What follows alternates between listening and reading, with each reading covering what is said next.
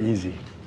You know, when you have a reason to care about a place, a love of a place. I mean, the people I've met here are some of the best ever. They care about family values. You know, they care about having a job and working hard. They deserve the opportunities that the rest of the world is given. And your leadership here, from the time I've spent with them, believes that so strongly. They want to do whatever it takes to lift all the people up here. We're even talking about in our housing businesses, you know, we're bringing new technologies here with our partner to build low and middle income housing as well as the super high-end luxury housing on a scale that's incredible. This same technology, tunnel development, has been used in Turkey by President Erdogan very, very effectively. We want to bring the same technology here, use it in Pakistan, where you can build the structure of an entire 30-story building in a month.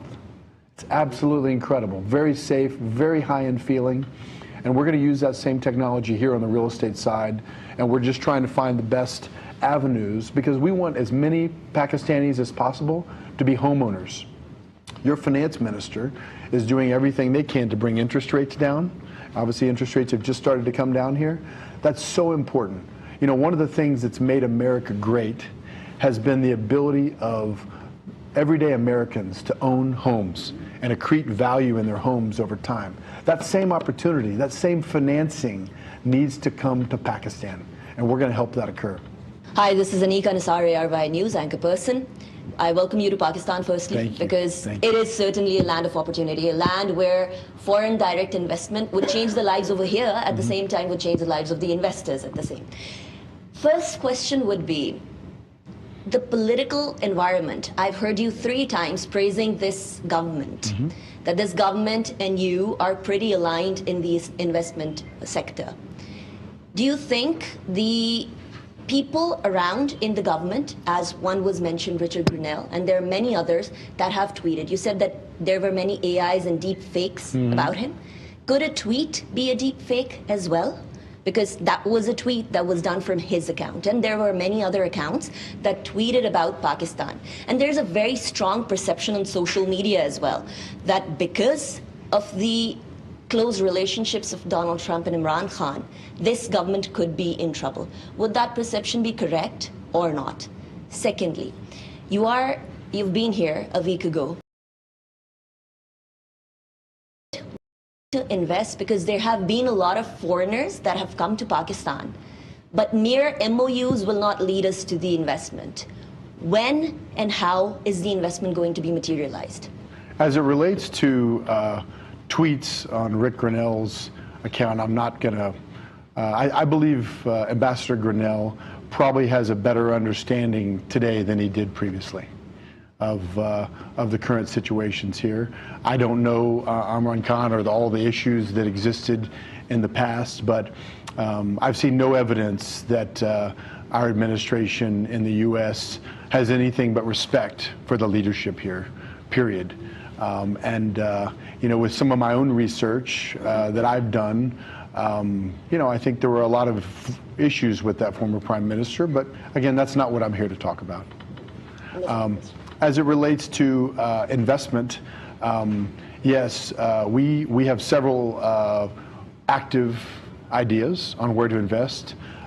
In real estate, you will see, I believe, agreements in the next 10 days signed by us, moving forward with several real estate projects, not just MOUs. Like you, an MOU is just a starting place. We had to kind of define what the parameters of the investment were, and now we're running hard on that. So we have a great team. Frankly, they've been burning the midnight oil every day. I think they barely have slept, working on plans, developments, infrastructure that's needed. And I think within the next 2 weeks, I've told them agreements better be signed. So that's very important. Real estate's going to be our first place of investment. It's going to be significant real estate investment. We are going to launch, you know, among a few different areas, we're going to launch some incredible products. Maybe you're even interested in it yourself. We're going to have some beautiful villas that we build here in Islamabad. and it's going to be, ultimately we're going to do more than 1,000 of those, but we're going to start with a couple hundred quickly. And these are going to be super high-end luxury branded products. So we have a number of brands that really want to come to Pakistan. And so we're going to, we're very excited to build the highest end product that's ever been built in Pakistan, and we're going to get after that quickly. Number two is critical minerals. In this country, you have critical minerals intertwined with gold and platinum and other metals. We have several locations and diligence that we're working on right now. We're bringing in the teams as we speak to evaluate those. I believe that we will have one of those signed, agreed to, and funding in the next 2 weeks. So real estate and critical minerals, for us, the U.S. has some real supply chain issues. We have outsourced our supply chain as it relates to critical and rare earths to China, and that's over. Okay, we don't have many enemies in the world, but China is a place that's becoming more difficult for us, for sure. And I would tell you that we are going to take this into our own hands, and we are going to go out and get the critical minerals that America and American businesses need. The materials and magnets and defense-related things and the things that we need for batteries, those are going to be things that we control in our. One of those close allies that we need to assist us. You're blessed with having a huge amount of critical rare earths here. I believe there's an excess of $50 trillion of rare earths here in this country. A lot of work needs to be done. We're going to be bringing in shortly, and I was working on this yesterday, teams of people to evaluate and shoot magnetics, fly magnetics over the country to really understand what that looks like. So that we can evaluate it and quickly get after it. We have a couple smaller, mid-sized projects that we're going to be developing right away, that we're going to get after, that literally in the next month we'll be ordering machinery for. So to say we're going to let any grass grow, we will not do that. We will get after it quickly. Those are the first two. The oil and gas sector, I think, is also a very underappreciated area here. You have reasonably high gas prices and global oil prices. I think that I have a lot of experience in the energy sector. I've been in that sector my entire life, grew up in the business. And so for us, that's a very interesting area. We're going to be bringing our teams in the next month to also evaluate that. I think one of the beautiful things that Pakistan has is they have an incredible natural gas infrastructure already in place because of some of your big fields and some of the previous finds from Exxon and others. You have the infrastructure. You never go to a developing country where the infrastructure is already in place. You just have to supply the gas. That is a huge opportunity. Usually you're finding gas in a remote location. You have to, takes a long time to build infrastructure out. We don't have that issue in Pakistan. We can tie our wells in very, very quickly. We can bring Western U.S. technology in drilling, okay, and develop things very, very quickly. So I think it's a huge opportunity, and our plan is not to do everything ourselves, but also we see ourselves as the first one through the door. Then we're going to be bringing lots of Western companies here. That's our goal.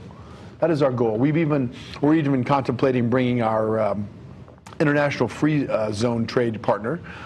We are involved with a group called IFZA, IFZA.com. You can look at it, which is the largest free trade zone in Dubai. And we are looking at bringing that business to Pakistan and really creating an on-ramp to bring business to the country. That's what it's done. In Dubai, there's more than our IFZA opportunity. It's bigger than all the other free trade zones combined. It's got over 50,000 customers. Think if you go to those 50,000 customers and you say, hey guys, you can now come to Pakistan. You can now have offices in Pakistan within our offices. You can have infrastructure in Pakistan. You can put your back office here. You can bring technology. You can bring AI. We can set up data centers. It's an unlimited opportunity to harness. It's sitting there in front of us. We have to have the right political environment.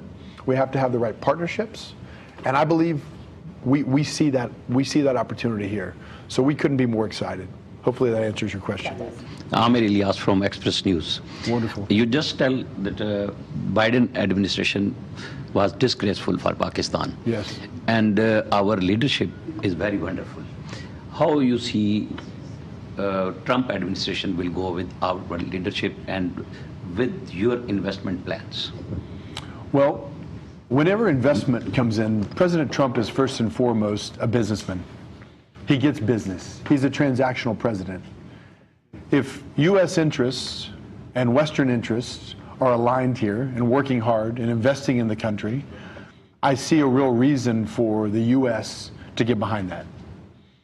I think the mindset of your leadership and the mindset of President Trump are very similar.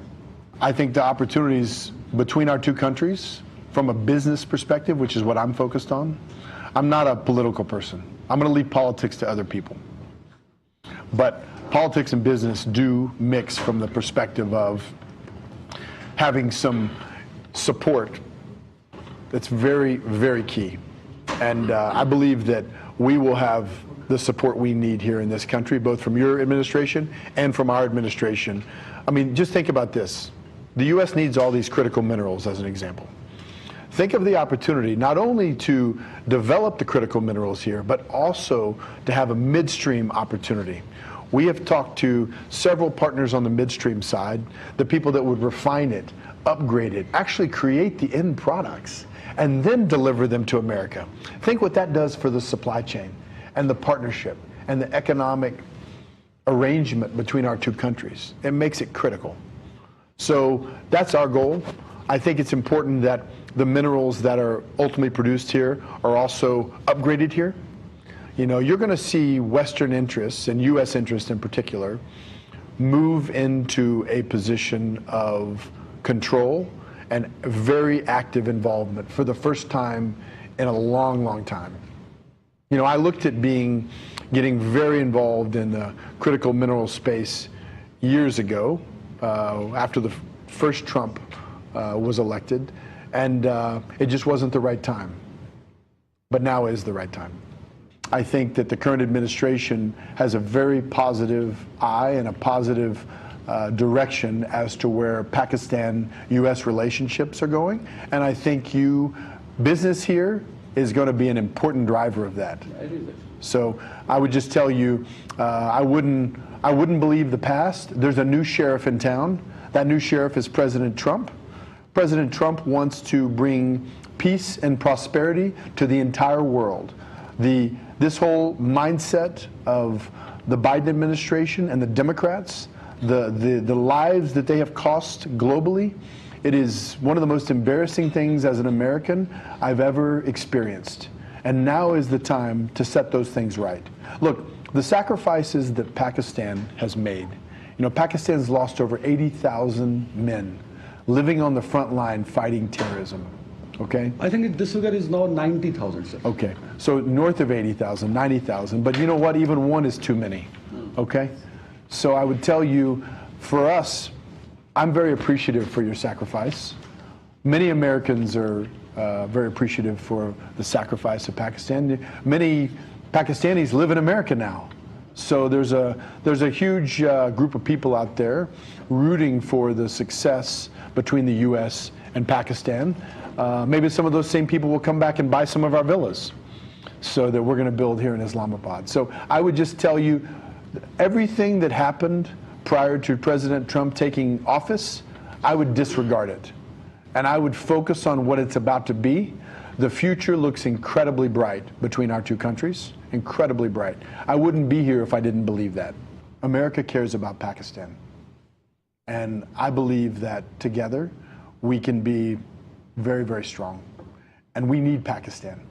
You are our front face in this entire region. Very important. And the Biden administration made a lot of mistakes, like the Afghanistan pullout. President Trump's made it very clear that he even wants that equipment back. You know, I think Pakistan could be helpful in that whole situation. So I would just tell you, for us, we believe that it's time to do business in Pakistan. We believe that both administrations will work together to make it a good business environment so we can all make money together and create opportunity together. And Pakistan has something that America needs, and America has something that Pakistan needs. That's a wonderful situation for us to both be in. And I'm extremely impressed. If I have one job to do, unrelated to business, it's to cure the misperceptions that exist in America about Pakistan. If you showed somebody the opportunity of Pakistan and it didn't have the name Pakistan on it, you'd have thousands of US companies raising their hand trying to come there and do business there. But there's misperceptions, and they have to be healed. And my job is not to get involved in politics, but to rather bring economic opportunities, because we need to have an ocean that rises and lifts all the boats, creates jobs, trains people. Thank you, sir. This is Javed Baloch. I'm a journalist from Neo News. I would like to ask you that you are going to invest in Pakistan. Yes. Do you think it's a stable Pakistan, and how important is stability for the investment? And do you think it's a good time to invest here? First of all, I view Pakistan currently as a very stable environment. I would say we wouldn't put our investors' capital at risk if we didn't believe that. I think it can continue to improve. I think, things like interest rates need to come down, and they've started, need to come down. I think the stranglehold that the IMF has had on Pakistan needs to change.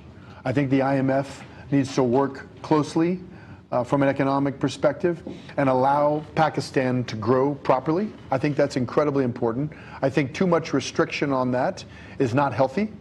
And I think that's something that they really need to reconsider.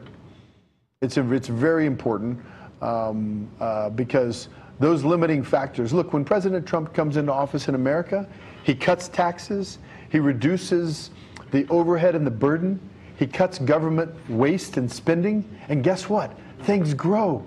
The Treasury ends up having more money because of economic prosperity. That's the same thing that needs to occur in Pakistan. Pakistan needs to do the exact same thing that America is doing. President Trump's great leadership, and he's put some incredible people in place. You look at people like the Treasury Secretary, Scott Bessent. I mean, there's never been a more qualified Treasury Secretary, in my opinion, than Scott Bessent. Not in my lifetime, anyway. He's brilliant, absolutely brilliant. You look at some of the ambassadors that are being put in place. I think it's very important to get the right ambassador here in Pakistan. That's something that is really critical, and we need a business person. We don't need a bureaucrat. We are facing huge energy crisis in Pakistan. There is an infrastructure, but unfortunately there is huge unbalance between demand and supply. Yes. We have resources, but we have not such kind of expertise to explore and put in pipelines and other infrastructure to fulfill my requirement. And because of the energy, my economic structure is collapsed, almost collapsed. What are the plans and what America can invest in energy sector of Pakistan? And my second question is about AI, Deepfake and co-pilot type things. We have huge human resource who can work on this. Yes. And they are seeking for job, but there is no opportunity in Pakistan Let's talk about that. And energy plays an important part in that. Both, please, on both. Yeah, well, I'll be happy to go into both of them. So, look, I've been in the energy sector my entire career. I grew up in the oil and gas business in Texas. I have a lot of experience. My family was involved early on in the Gulf of, what you're now calling the Gulf of America. It used to be the Gulf of Mexico, but we've rewritten it. Thankfully to President Trump, he's 100% correct. So in the Gulf of America, we were early adopters of drilling wells off of 3D seismic, okay? That is what made the percentage of success in the Gulf of America so high. In those kind of wells, you should have north of a 80% success rate. My God. Okay? Because, and technology's only dramatically improved since then. When 3D seismic came to the Gulf of America, it changed the whole environment. We have that opportunity now in Pakistan. You have a huge area right offshore that's completely undeveloped and underexplored. With 3D evaluation and reprocessing on top of that, I believe there's huge gas reserves and huge potential here. There's also some onshore that are deeper. We have the expertise to do that, absolutely. As I mentioned earlier in my speech, oil and gas is going to be something that we absolutely dig into. I have a team coming here in the next month to begin evaluation on that. So very exciting from that. And look, cheap energy, America has benefited from cheap energy, okay? It's American engineers know how to get stuff done, all right? We have to bring that same technology. And it's not only in America. There's some very smart groups. Even the Turkish have some great oil and gas companies that have been successful. You need many oil and gas companies coming here to develop this and to boost production. Currently in this country, there's a benefit of drilling shale gas, okay? We invented shale gas in America, okay? The shale gas revolution in America started with the Barnett Shale right out my back door outside of Dallas, okay? I grew up in that play. So I would tell you, right now there's a big premium placed on shale gas and a 40% premium. I think in the next 5 years, you won't even need to pay a premium for the shale gas because the economics will just work. So I think there's a huge opportunity to develop both oil and gas resources here. You know, it should have been done already, but I'm glad it hasn't been, because it's a huge opportunity for us. We have the equipment to do it. We have the manpower. We would also use a tremendous amount of local labor in terms of doing those things, retraining people, and you know, it's something we're going to evaluate and be very public about shortly. So that's it. Going back to AI, I've been an investor in the AI and technology space for a long time. I can't really comment too much about DeepSeek. I know some of the things that have gone on and some of the issues and all these things, but I would tell you, if you have cheap energy and you build an infrastructure of data centers, now you have an environment where you can do things that are incredible. For example, we're involved with a company, direct gaming company called Boosteroid, okay? Boosteroid, it's one of the top direct to consumer gaming companies in the world, okay, number 3. And Boosteroid, it's very important not to have latency between the data center and the player. So now you don't need a PlayStation anymore. You play games directly from the data center. It's absolutely incredible. We've been involved with this company for some time, and it's a huge opportunity. But you can't do that in Pakistan if you don't have the right data center. And you can't have the data centers if you don't have the appropriate power. We need smart entrepreneurs to bring platforms, to train people, to hire people, and to build huge opportunities as it relates to the human. You have the human capital here is the most undeveloped in the world relative to how talented they are. That needs to change. I know you had one more. Yeah, can I? Sure. Sir, you are planning to invest Pakistan. Pakistan is the agriculture country. I'm sorry? Agriculture country, Yes, Pakistan. yes. We have 1,000 acres land in Pakistan. Do you have any plan to invest in agriculture and livestock or tourism also? So I'm getting after it as fast as I can here, guys. You know, we've got teams executing and moving forward. Our partners have tremendous agriculture experience. We've done some things in the agriculture space. I would say it's definitely a sector we should look at. I'm not an expert on Pakistan agriculture yet, but look, we're open to all types of different areas. All of these things build on each other. And, you know, I will not be surprised if we're not a very, very, very significant job creator in the next 12 to 18 months in Pakistan. You know, things are important to me, and the people of Pakistan are warm, friendly. They've been incredibly inviting.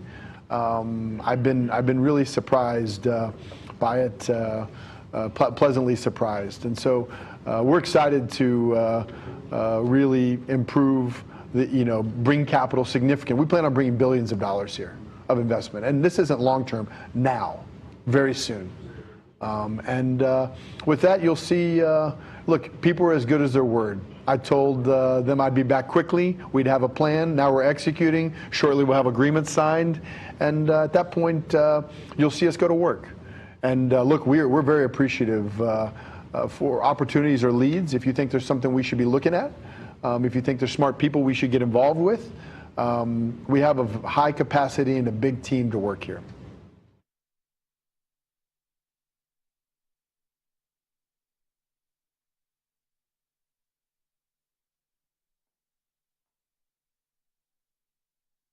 Gentry बीच की सहाफियों से गुफ्तगू जारी थी, जो कि आपने मुलाहिजा की, और यहाँ वक्त हुआ एक ब्रेक का। हमारे साथ रहिए।